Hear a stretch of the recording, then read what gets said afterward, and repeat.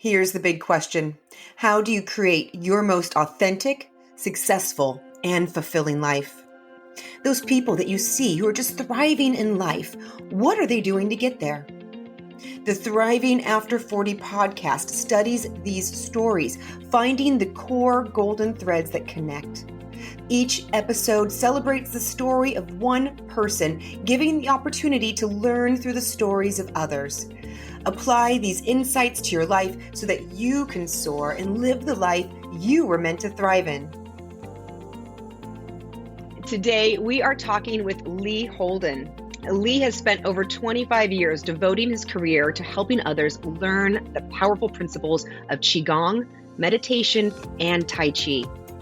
In collaboration with Grand Master Montauk Chia, a Qigong expert, Lee has worked to bring ancient Taoist teaching to Western culture. His work has popularized Qigong through books, classes, workshops, video courses, online programs, and American public television. Lee not only conducts training and certification programs in traditional and medical Qigong, but he is also a licensed acupuncturist and a stress management consultant for individuals and corporations such as Apple and 3Com.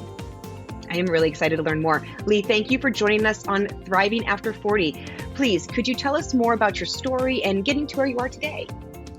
Oh my God, thank you so much. It's just a pleasure to be here.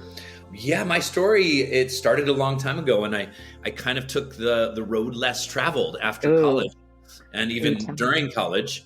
Even during college, how so? Graduated. Oh, go ahead. How so? What do you mean during college? How did you take the road less traveled during college? Well, it happened from an injury. So I was a soccer player playing collegiate soccer at UC Berkeley. Oh, wow. That's great. And studying psychology and just having a grand old time. And then I had an injury. I jumped up in the air. Somebody took out my legs and I landed on my tailbone and I was just sidelined. I was hobbling around campus for about a month. I did all the Western medicine things. I got the cortisone shots. I took the painkillers and the pain didn't go away. In fact, I just got, stomach aches from taking the medication. Right. And when I was little, I studied martial arts. And I remembered a martial arts teacher of mine. He broke a stack of bricks, kind of like the bricks behind you. He broke this big stack of bricks. And I was like, what? How did you do that? And he said, the power of Qi. And he picked me up by the lapel of my shirt. And he said, son, Qi is not for hurting people. It's for healing. And I was like, suddenly I remember this guy saying this to me in hometown. And he gave me acupuncture and showed me Qigong exercises. And I was better in like a week. I was just like blown away. In a week. So all of the Western didn't work. But then in a week with this, that's amazing. That's actually incredible. It was. Wait, after a week, did you go back to playing or did that take you out of playing? No, I went back to playing. I was back playing soccer in 2 weeks. Wow. So a week I was like 75% better. 2 weeks I was, 90% better and able to play. And the doctors were just like, what did you do? And, I was starting to show my teammates like Qigong exercises and my friends at Berkeley. And I started using it when I got stressed out for midterms and finals. And at that time I met Montauk Chia. He was coming into town. The other thing, I was dismayed with the Western psychology program. I was like, man, I am in year 2. I have not learned one good technique on how to make people feel better emotionally.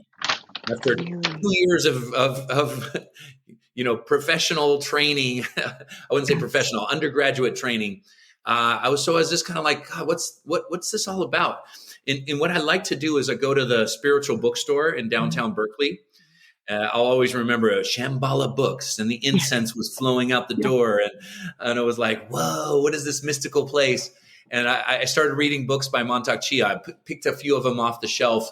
Transform Stress into Vitality was one of them. And I was like, this sounds promising. This sounds like what they're not teaching me here at school. And in fact, I bought that book. I walked out of the bookstore and on the telephone pole, Montauk Chia in town tomorrow. Wow. So I went. So I was like, the universe is talking to me. I'm going to go to this workshop. And luckily for me, I had no money to pay for it. I couldn't afford the workshop because I was a poor college student. So I came to the workshop and, hey, I really want to come. Can I work for you guys? Can I help out in any way? And they were like, sure. And so I I love started that you did reading, like, that. his brochures and pamphlets and things like that. And ever since then, my junior, sophomore year of college, I started working for him. That's fantastic. And what a great story, because how many times do we have something that we really want to go to, or we know is going to impact us, and we don't have the money, we don't have the ability, and we give up on it. And you didn't. You went there and you tried, you made the effort, and you got in, and you got Yeah. what you needed from it. It Clearly. was a good lesson. Like, too often we in our own mind say, oh, I don't have the money. I'll wait till next time. Or, if you don't ask, it's always a no. Mhm. So I kind of was like, you know what? It can't hurt to ask. So I'm just going to go and ask. Yeah. And I was very humble, and I was just really excited. And every experience with Montauk Chia was really interesting because I trained with him for those 2 years as he was coming back into town. And one summer he had summer retreats in upstate New York. And I got one of my friends really into Qigong with me. And he and I drove my parents' van all the way across country. And we spent a month with Montauk Chia training in Qigong during the summer between my junior and senior year. Oh, very cool. So this was a life-changing experience, really. I mean, Absolutely. Absolutely. I was just like, it was just, that injury was a catalyst for me. And I just couldn't figure out why more people aren't doing it, because it works so well for me. And I started like researching, well, why aren't more people doing it? Do people think it's weird? Do people not know what it is? It sounds funny. And it's really an accessible practice that helps on so many different levels and layers, whether you're in pain, whether you have tension, whether you're stressed out. It has so many solutions to modern life's problems. So as I graduated, I thought, here was another turning point in my life where I could have gone into Silicon Valley and gotten some great jobs, because in the late 90s, people were making all kinds of money, including my friends. They're like, you got to get a job in Silicon Valley. Look at all these stock options you get. And I was like, yeah, you know what? I'm going to go to Thailand and write books for Montauk Chias. I became his ghostwriter. Yes. Okay, And I that's was fascinating. working for free. It was like Karate Kid scenario. Yeah. And, But okay, yeah. you're working for free, but I would imagine that whatever you got out of that experience has likely carried you through your lifetime today. Am I wrong on this? Oh my gosh. The value of what I got from that was way more full of riches than money. It was just the experience of being in traveling all over Asia. And not only did I travel and train to meet Montauk Chia, but I also would go to, every time you fly from California to Thailand, you go through China. And so I would stay for 2 weeks and train with Chinese masters as well. Oh, and wow. study Qigong and Tai Chi and acupuncture, and then go to Thailand and study with Montauk Chia for 2 or 3 months and write his books with him. Every morning what I would do is I'd wake up at about 5 a.m. I'd go over to the master's house. We'd train for a couple hours, then we'd have breakfast. And then I would take his workshop, maybe with 100 or 200 other students. And I would take these workshops and then I would take notes and write it up into an organized fashion that then later would become, content for his books. Oh, to me, this is true wealth. I'm so fascinated by this. I would love to know. I mean, I can only imagine all of the things that you learned during that time. But is there one piece of advice or learning from that time from your master that sticks with you that you think other people should hear? Man, so much. I mean, there's so much wisdom. One from that time was like, just continue to follow your heart. One voice that I didn't listen to was, oh, you're training to get certified in Qigong. Well, you're never going to be able to make money or make a living doing that. You're learning all these weird esoteric practices. How is that going to help you, be a responsible adult? And, I just discarded that, and not necessarily discarded it. I listened to it and used it as motivation to integrate and create a whole business around helping people feel better. Yeah. Well, you ignored the voices that were in fear and Yeah, listen to the ones that were inspiring and impassioned. And that is not easy to do, I have to say, but it's so not. worth it. And so thank you for proving the beauty of that in your Yeah, story. it took fortitude. It took, it took something special. And I just said, you know what?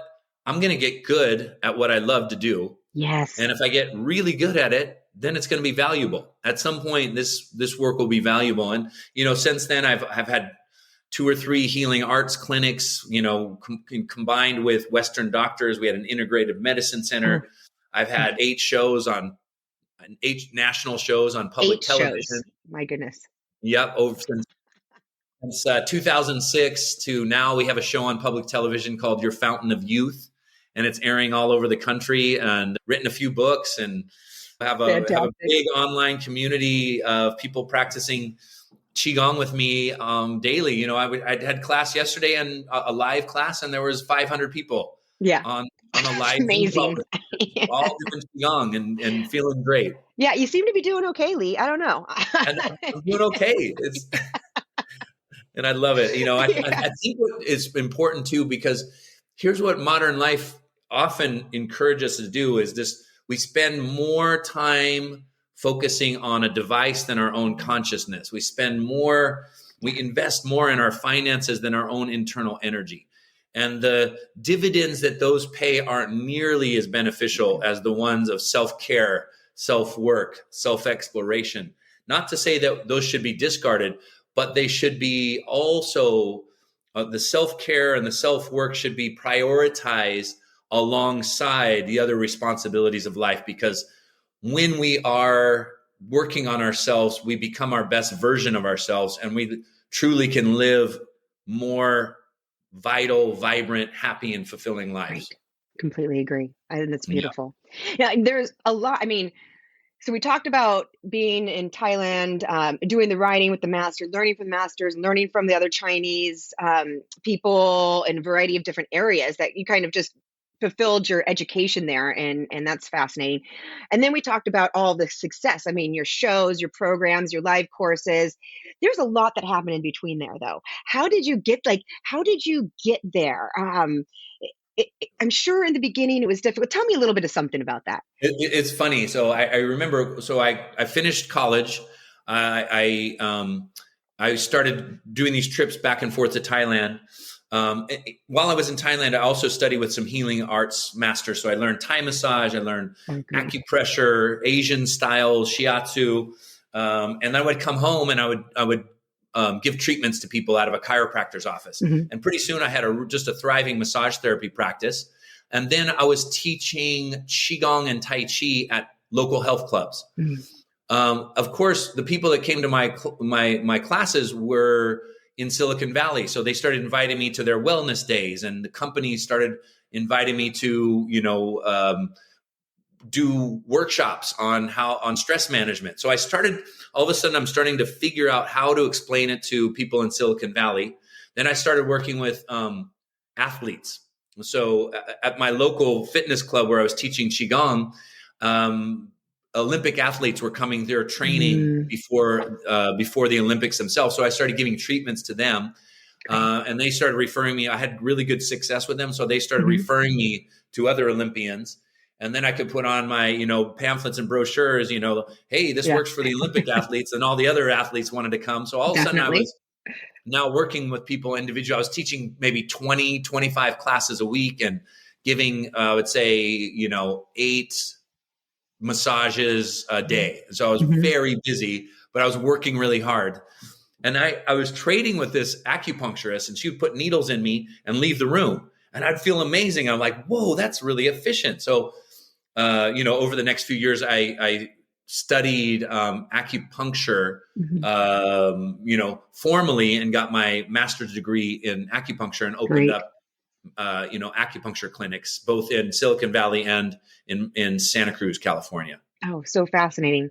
So that came after, and it was an added value. That Mhm. exactly. Mhm. And somewhere in between there, I started, I was teaching people Qigong exercises, but they weren't remembering them. They wanted to go home and do their practice on their own. So I said, you know what? I need to make some DVDs. And I thought, I just got so inspired because right here in my hometown of Santa Cruz, California, is a redwood forest with this beautiful stream running through. And I said, wouldn't this be great if I want to be in the water doing these exercises, because a lot of Qigong and Tai Chi movements have water metaphors and nature metaphors. This practice came about by people mirroring the movements of nature in and through their own bodies. And so I built this little plank and we put it in the center of this beautiful stream. And I got some friends of mine who are professional videographers, and we filmed it. And luckily enough, one of my clients, she worked as a distributor, and I helped her with her back pain. And she said, you know what, let's send it off to PBS and just see if they will take it. She was like, don't get your hopes up. Nobody gets on PBS. You have to be a best-selling author, but let's just pitch it over to them. And PBS said, you know what, we're going to try it in San Diego, California. Let's do one show. And, most likely it won't work. But if it does, we'll try it in a few other stations. Well, fly down to San Diego. In the big studios, I was really shocked and surprised, because it was like huge cameras. It was like a professional, almost like newsroom. We did this pledge drive, and it just pledged through the roof. Everybody pledged that night on the show, and immediately went up and became a national show, available to all the PBS stations all across the country. How exciting was that? Tell me about that. Tell me about that moment for you. What was that like? Well, it was so exciting. And not only that, the producer at the local station, she was such a naysayer. She kept looking at Qigong. What is this? Nobody's going to do this. She kept just saying, son, you know what? You don't get your hopes up. And besides, you're on right after Wayne Dyer, and everybody's going to pledge his show, and nobody's going to pledge your show. So, and that's pretty big. At the end of the show, she had this piece of paper, I remember, and she's just looking at it with a confused look, and she goes, you know what? This can't be right. Your show outpledged Wayne Dyer's show. That just never happens. That's and I was like, huge. That's gotta feel good. What did you learn from that experience? Was there any lesson that came from that? I think just one was just believe in yourself. Yeah. Do it from a place of inspiration, and the results will follow. Try things. Yeah, maybe it would work. Maybe it won't work. There was also this idea, because when I made these DVDs, I didn't already have a market. It's not like I had a built-in market. I said, people are like, no, first get your market down, then go make the DVDs. And I said, you know what? I'm inspired to do this. I took all my life savings. It was about $20,000, and I invested in these 4 DVD titles. Now I had, it just went completely national. So it didn't go like a few stations. It went to about 100 stations, 105 stations around the country were starting to air it. I was getting, I would say 40 to 50 phone calls on my home phone number, because for the first month we didn't have a website. So you just like, who's this Lee Holden guy? They would Google my name, and all you got was my home phone number. So I was getting calls from Texas, Arkansas, and Colorado, and the East Coast. And I was just talking to people. No. Yeah, and they were ordering DVDs, and I was just like, wow, this is so much fun. That's so fascinating. Well, it's just to think about like coming on the home phone too. Just people were so confused. Sometimes they were actually watching me on TV and talking to me on the phone at the same time. They were like screaming in the other room, the guy from TV's on the phone. And then, grandma would come over and talk to me about her problem. And then, it was a riot. So it was quickly my distributor who got me on PBS got her website together, and we had then a legitimate business after that. But for the first month, it was chaos and just super fun.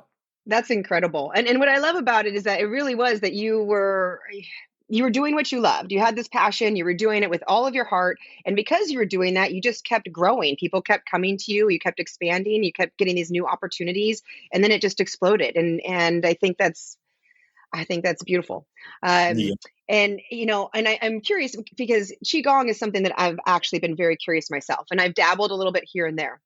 I know that it's good for you, and I've had this interest, but I hadn't made it a regular part of my life, right? And it's something that I would like to.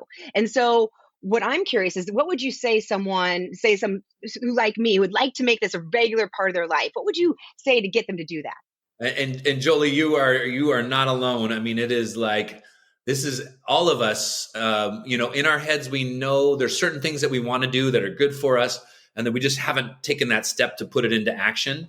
And Qigong is a great choice because it's efficient. It gets you to desired destinations within yourself very quickly.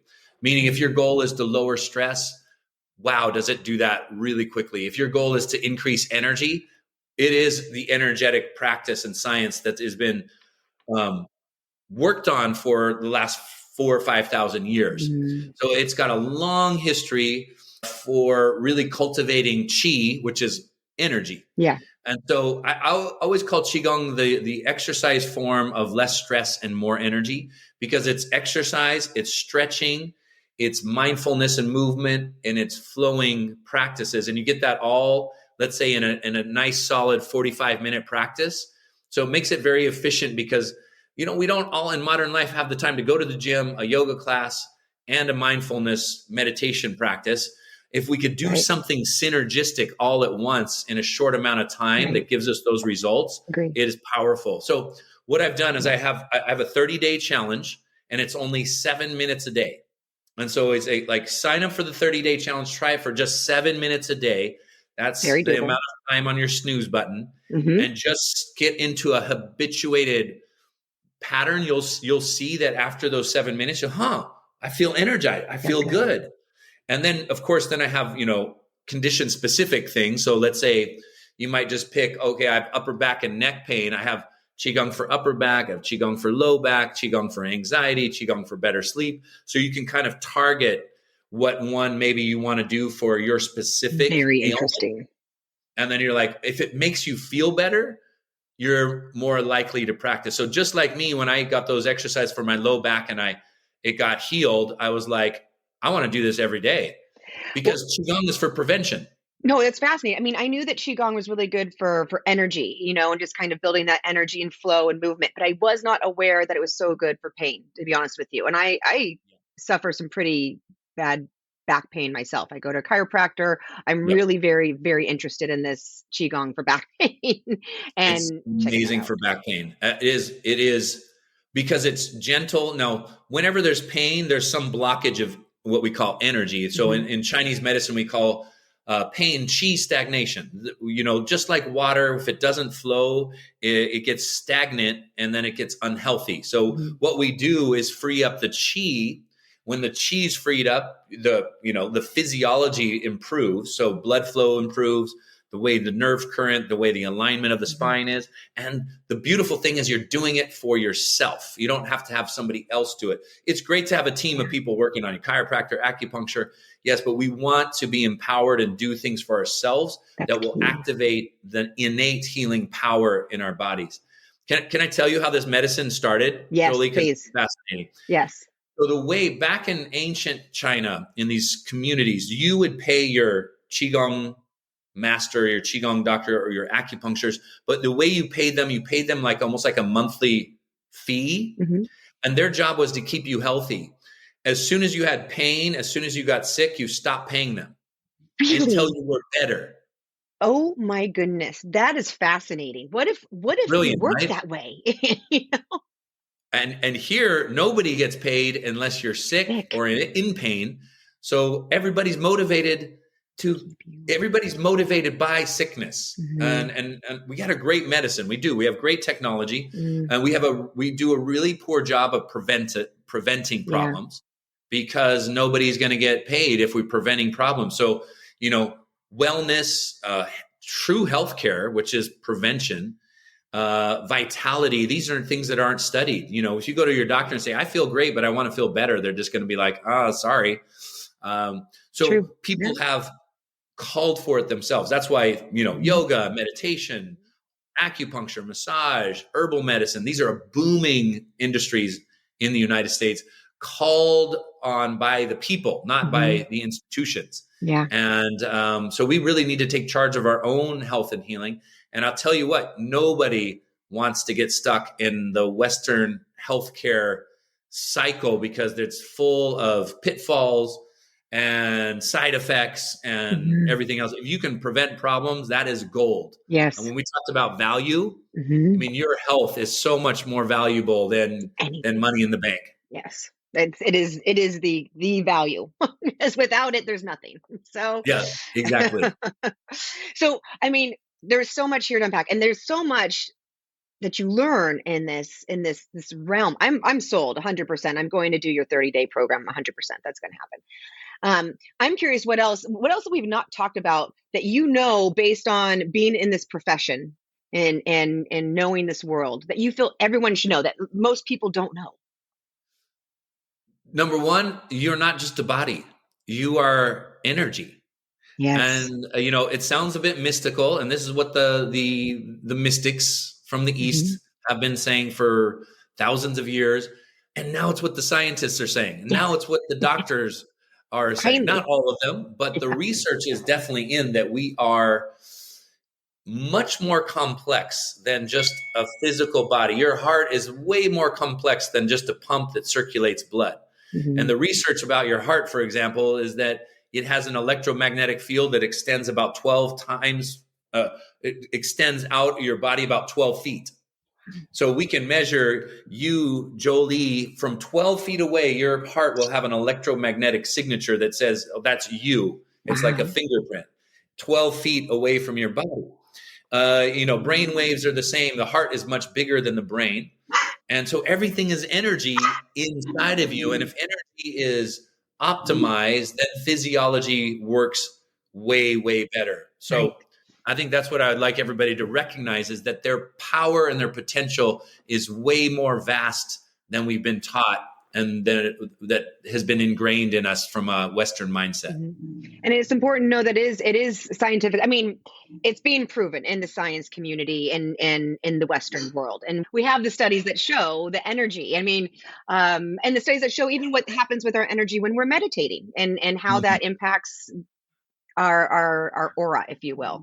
So I find that and I think I am glad that you brought that up because really most people aren't considering the fact that we are energy. It is just this body, and there's so much work to be done in that field. Yeah. What besides qigong, what do you feel helps with your energy?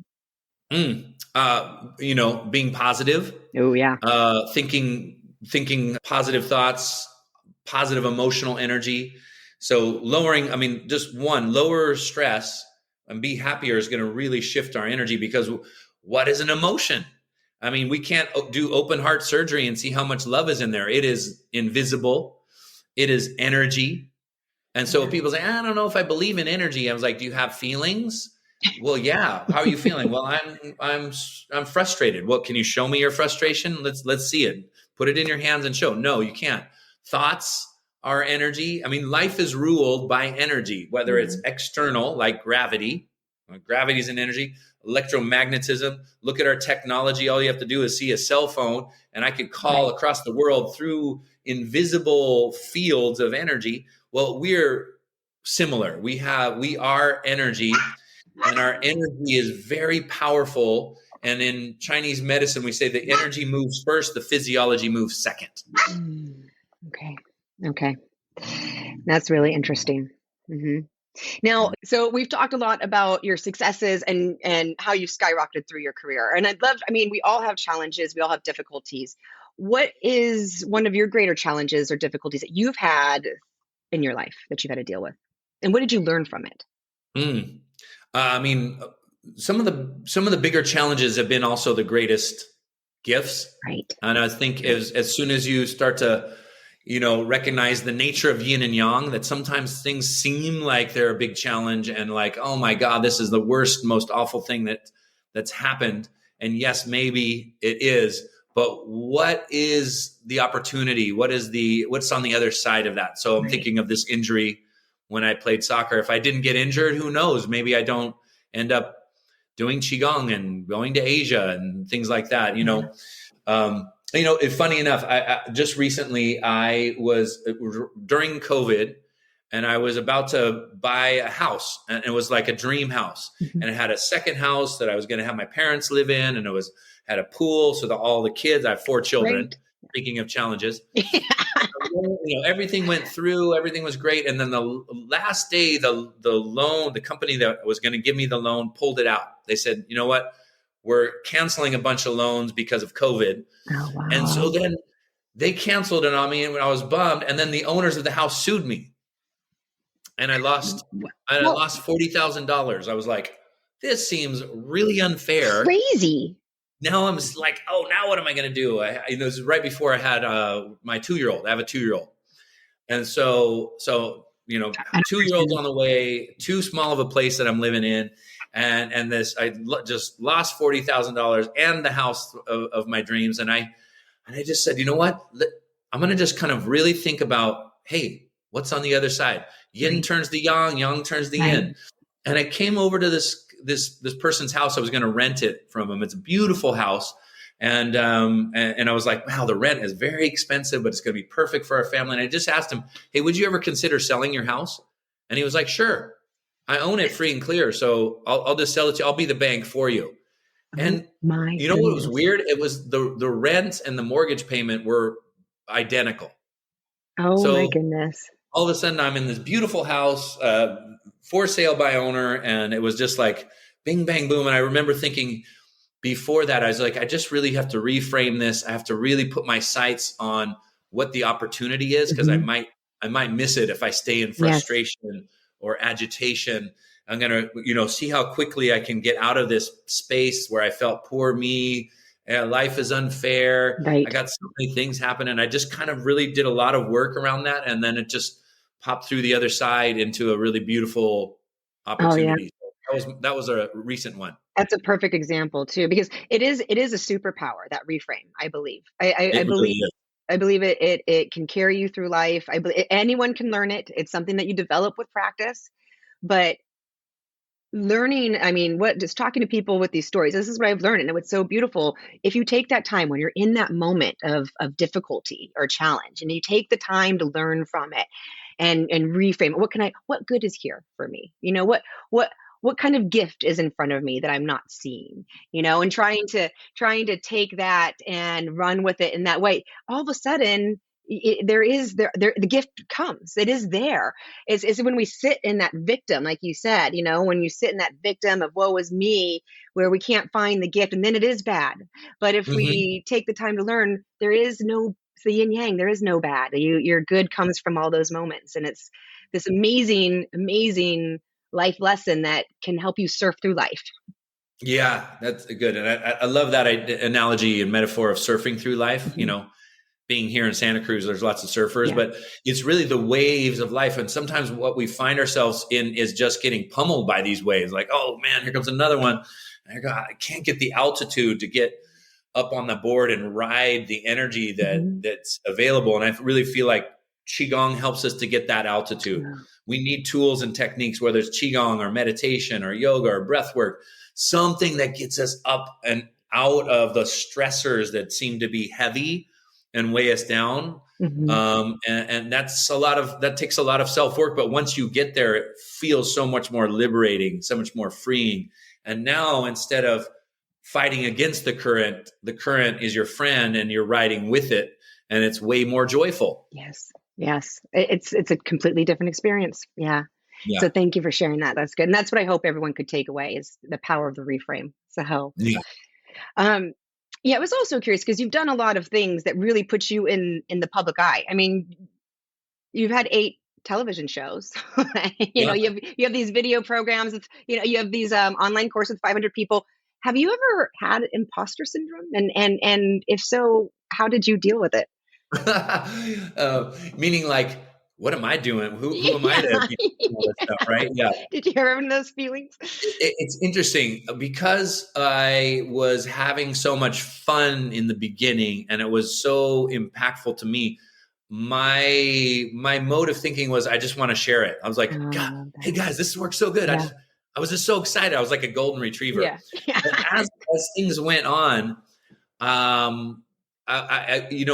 number one, what I'm teaching is an Asian art. So you go to China, and all the parks in China are filled with people doing Tai Chi and Qigong in the morning. So for me, it was important to go to the source and learn from people there doing it, not just necessarily here studying it. I wanted to just really immerse myself in this culture so that I could feel like I could speak with authority. And then also what was important to me is study with a master, like one-on-one, to really up my skill level. The third thing that became important was to be able to establish my own style, my own language, my own way of talking about it, because I wasn't just trying to reach the people who are already interested. I was trying to trailblaze a new audience of people who had no idea what Qigong was or what meditation was at that time, or Tai Chi or energy work or breath work. I was kind of pioneering this, and it was exciting to me to really introduce this to people. As I started doing it on TV and teaching it more and having bigger audiences, I felt like, oh yeah, I wanted to turn it over to the masters or to somebody else who was teaching it. But what I found was that everybody had their place. Like, if you want to study more esoteric practices, then I would refer to my teachers. If you wanted to study with somebody who learned it from the masters, who's figured it out in a way that makes sense to Westerners and modern life, then I felt like I developed an expertise in that particular realm. Mm-hmm. Mm-hmm. That's really interesting. It occurred to me that really growing up, your education was very Western focused. And after college, you got this really strong Eastern focused education. I was curious, were you ever given a piece of advice when you were younger that you actually had to relearn, that was not good a piece of advice, and you had to relearn because of learning the Eastern philosophy of things?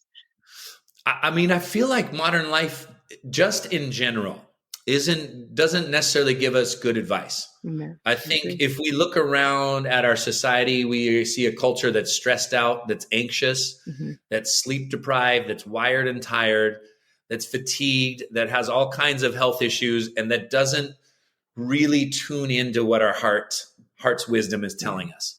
So we're a culture that comes from the head, which is great. It's just only one part of this picture, though. So we have lots of responsibilities. We do things that we don't like. That creates stress. We feel self-centric and not connected to our communities. We feel that selfish, and that disconnects us from nature and the planet around us. And we just see that path is not leading to a thriving individuals or thriving world around us.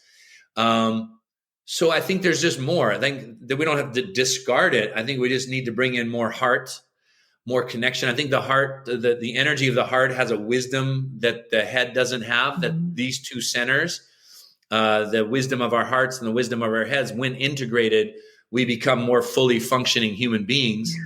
That, yes, for example, we can use technology for very positive ways, and we can get out of survival mode and into our heart spaces, so we're happier and healthier and more in service, more kind, more compassionate.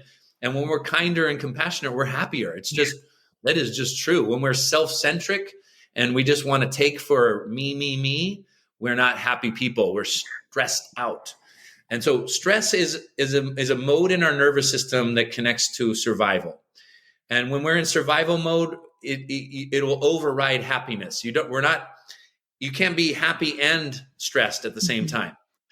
We are, chronic stress. I'm speaking of this, like low grade chronic stress in survival mode, and it'll directly override our heart energy. So I think if we can lower stress and get more into our heart spaces, we will feel a sense of peace within ourselves and a sense of connection to the world around us. Yes, absolutely. I feel this really strongly because I feel like I was there in that low grade stress level of just living. It was just this low buzz that was just always on inside. And I've gone through this process of all of these heart-centered practices and learnings, and through those years, and it's this peace inside, and it's a completely different way of living, and it's so wonderful. And so you're right. If there's anyone could be doing anything, just going into those heart-centered practices and focusing in those areas, absolutely life-changing. Absolutely. And I think people just don't know how good they can feel. Right. I mean, we just are like, I'm stressed out. I got the kids, I got work, I got responsibilities, and just like this kind of low grade energy. And this might all be true, but take time to invest in yourself especially to invest in your energy, because the wisdom of the heart leads you to, different places than the wisdom of the head. It'll lead you towards happiness. It's just a direct connection. It's like, what's going to make me happy today? Yes. So in your daily plan and schedule, plan things for yourself that are fun, that make you laugh, that are connected to your community, that, engage and uplift your family, or just something for you. Go out in nature and spend 30 minutes doing something that uplifts you. And you will be a better, more well-rounded, more energized person. 100%. Life can be better. That's the message. Thank you. Let them know. Yes. Life is better on Chi. Exactly. Exactly. So is there a book or a talk, video, movie, that you've listened to or read that really, really impacted your life that you feel other people should bring into their life? Man, there's so many. So many. Let's go to an old one. The Tao Te Ching is just a beautiful, beautiful ancient book, full of wisdom. So, Taoism is one of the world's great religions, but it's not a religion as we think of it. Let's call it a spiritual philosophy about life. And the Tao Te Ching is just written by somebody called Lao Tzu, which means old wise child. So it's kind of a play on words. Even the author didn't give his real name. It might have been written by a few people, but Lao Tzu, old wise child, the wisdom of an experienced elderly person with the heart and the playfulness of a young child. And then the first passage of the Tao Te Ching, the Tao that can be told is not the real Tao. So I just love this. Like, hey, we're going to write you this book, but whatever we say, it's not really it. So go out and have your experiences and gain your wisdom by actually doing it.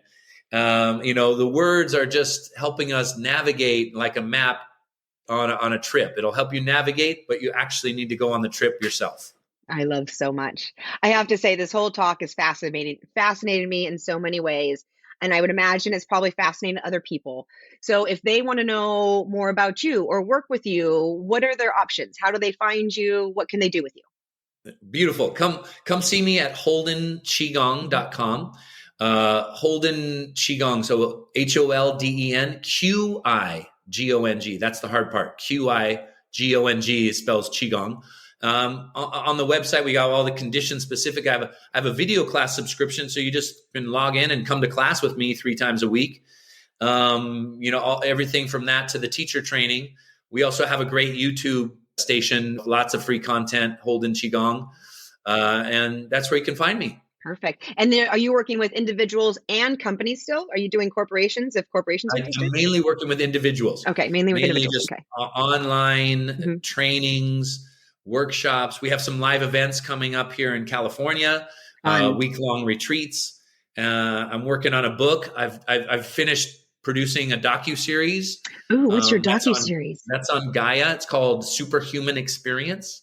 If you type in superhumanexperience.io, you'll see the docu-series. Basically, I traveled all around the world looking for individuals with extraordinary abilities. I love this so much. I'm going to check that out. Superhumanexperience.io. Very cool. All right. And then other than that, and I'll have in the show notes these links as well for people to find. But other than that, I would love to ask you my last question. Okay, perfect. What are you sure of in life? I am sure that we're here to be our best selves, to live in this heart space where we're feeling connected to life, joyful, compassionate, blissed out, and really in this beautiful space. I think we're here to experience this heavenly place on earth. Yes, I completely agree. Thank you so much for your time, Lee. I've loved our talk. I appreciate it. I really appreciate it. Thanks, Jolie. I loved talking to Lee about his story. Once again, we hear about a situation that starts out with a crisis of sorts. For Lee, he was playing soccer for Berkeley University, and he suffered a major injury. He was hurt. He was experiencing excruciating pain, and nothing the Western medicine did helped him. He was forced to think outside of the box. When he remembered his old martial arts teacher talking about Qi, he decided to go home and find him once again. Amazingly, within a week of practicing with his Qi, Lee was feeling better. Within 2 weeks, he was playing back on the team. Absolutely amazing. But that's not the best part. The best part is that this experience led Lee down a different path. This experience, feeling firsthand how it changed his body, opened Lee's mind up to so many things that he may have never experienced. This injury turned into a major gift for Lee. Can you see how situations like this may have happened for you as well? Something that started out negative, but then led to something really good in your life. Right? As Rumi says, the wound is the place where the light enters. But one of the keys here is being open for and keeping your eyes open for that light. What you look for is what you will see. Therefore, I urge you to start practicing being non-judgmental of any occurrence that happens. Know that whatever is happening is leading you to something better. Learn from what you go through, grow from it, and then figure out how to use that knowledge to make you and your life better. As Lee shared, when he talked about other troubles that occurred in life, if you stay in a place of frustration, a place of agitation, a place of poor me, then you miss the learnings. And that negative cloud of thinking, it will cause you to miss the beautiful opportunity waiting for you on the other side. For Lee, his mind was opened, and he began walking through those doors. He was reading a lot of books by Montauk, Chia, where he found that the author would be in Berkeley for a seminar. Now, Lee at this time was a broke college student. He had no money to go to this seminar that he desperately wanted to attend. I'm sure many of you have felt this type of situation before. Have you ever had a seminar or a speaker, a conference or event that you really wanted to attend, but you did not have the money for? Did you let that stop you? I know I have. Or did you get creative? Lee got creative. He showed up. He shared his deep appreciation for the learning from Montauk Chia, and he asked if there was a way that he could earn his way in. Because Lee was brave enough to ask, he got a yes. And that yes led to him working for this person that he so admired. He ended up traveling to Asia, where he worked with a variety of Chinese masters, and he helped Montauk Chia write more books. Incredible. His payment at this time was learning and being exposed to amazing teachings.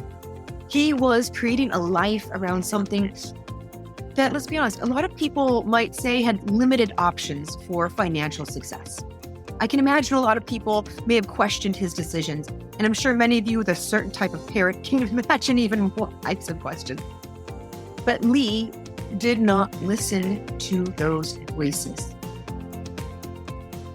He discarded the voices that were speaking out of fear, both externally and internally, and instead, he listened to the voices speaking from passion and love and inspiration.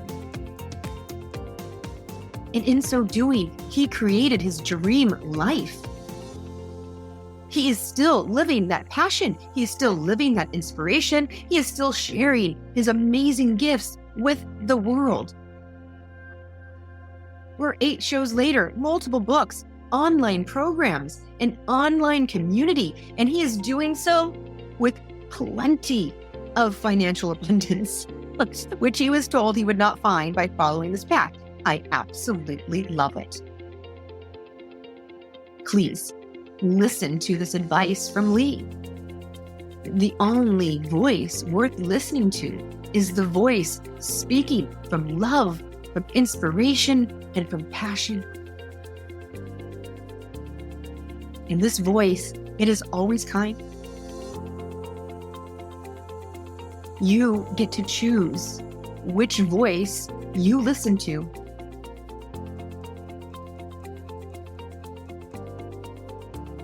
All of the advice that Lee imparts will help you when it comes to surfing through life versus being pummeled by the waves that life brings.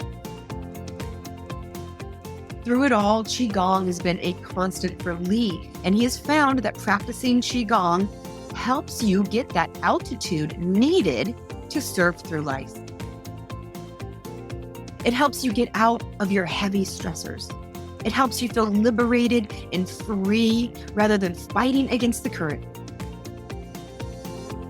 Instead, the current becomes your friend. And this is such a more joyful place to be. And this makes me think of one of those stories that go around on social media, and you may have seen it. It goes like this. You are holding a cup of coffee when someone comes along and bumps into you or shakes your arm, making you spill your coffee everywhere. Why did you spill the coffee? Well, because someone bumped into me, of course. No. You spilled the coffee because there was coffee in your cup. Had there been tea in the cup, you would have spilled tea. Whatever is inside the cup is what will spill out. Where I'm going is, therefore, when life comes along and shakes you, which absolutely will happen, whatever is inside of you will come out. It's easy to fake it until you get rattled. So we have to ask ourselves, what's in my cup? When life gets tough, what spills over? Is it joy, gratefulness, peace, humility? Or is it anger, bitterness, harsh words, and reactions? You get to choose. So let's work towards filling our cups with gratitude, forgiveness, joy, words of affirmation, and kindness, gentleness, and love for others. And Qigong helps you do that. It helps calm those first feelings. It leaves you feeling smoother, more peaceful, and joyful. I can attest, I did do Lee's 30-day challenge, and I loved it. Oh, I loved it. I will incorporate Qigong into my life. It has absolutely helped me with my back pain. It has absolutely produced an internal calm, and I would highly suggest checking out Lee's website and classes. There were lots of gold nuggets in this conversation with Lee, but I'm going to leave you with this final one. A huge part of Lee's success came because he was having so much fun. He was learning things that were so impactful for him, he just wanted to share it with everyone. This is a winning recipe for life. Lee loved what he was doing so much, he likened it to being like a golden retriever.